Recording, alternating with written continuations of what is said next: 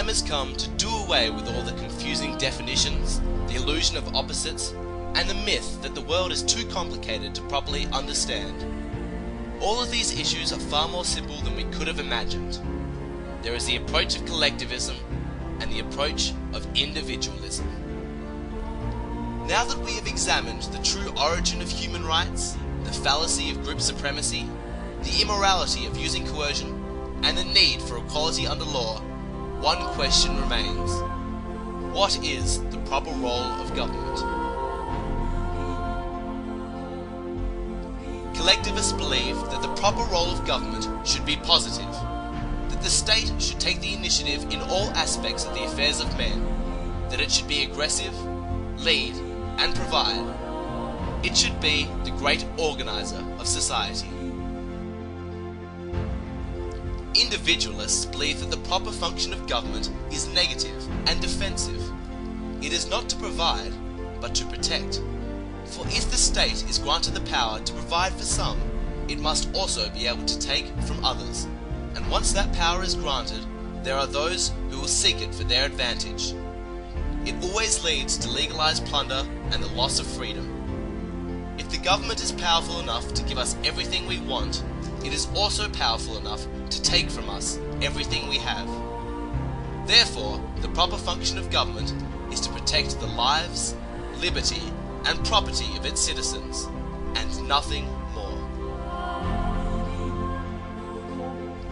We hear a lot today about right-wingers versus left-wingers, but what do these terms really mean?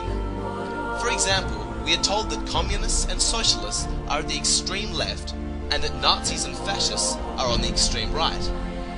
Here we have this image of two powerful ideological adversaries pitted against each other, and the impression is that somehow they are opposites.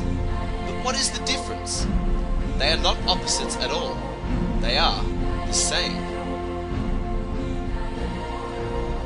The insignias may be different, but when you analyze communism and Nazism, they both embody the principles of socialism. Communists are clear that they embody socialism, and the Nazi movement in Germany was actually called the National Socialist Party. Communists believe in international socialism, whereas Nazis advocate national socialism. Communists promote class hatred and class conflict to motivate loyalty and the blind obedience of their followers, whereas the Nazis use race conflict and race hatred to accomplish the same objective. Other than that, there is no difference between communism and Nazism.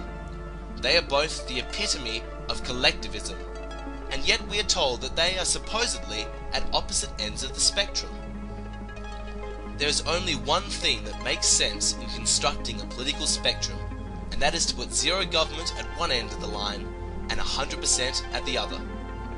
Now we have something that we can comprehend. Those who believe in zero government are the anarchists, while those who believe in total government are the totalitarians. With that definition, we find that communism and Nazism are together at the same end. They are both totalitarian. Why? Because they are both based on the model of collectivism. Communism, Nazism, fascism and socialism all gravitate towards bigger and bigger government because that is the logical extension of their common ideology. Under collectivism, all problems are the responsibility of the state and must be solved by the state. The more problems there are, the more powerful the state must become. If you accept the principle that government must solve society's problems, you get on the slippery slope and there is no place to stop until you reach all the way to the end of the scale, which is total government. Regardless of what name you give it, regardless of how you relabel it to make it seem new or different, collectivism is totalitarianism. In fact, the straight line concept of a political spectrum is somewhat misleading. It is really a circle. You can take the straight line with 100% government at one end and zero at the other, bend it round and touch the ends at the top. Now it is a circle because under anarchy, when there is no government, you have absolute rule by those with the biggest fists and the most powerful weapons. So you jump from zero government to totalitarianism in a flash. They meet at the top. When dealing with a circle, the only logical place for us to be is somewhere in the middle of the extremes. We need social and political organisation, of course, but it must be built on individualism, an ideology with an affinity to that part of the spectrum with the least amount of government possible, instead of collectivism with an affinity at the other end of the spectrum with the most amount of government possible.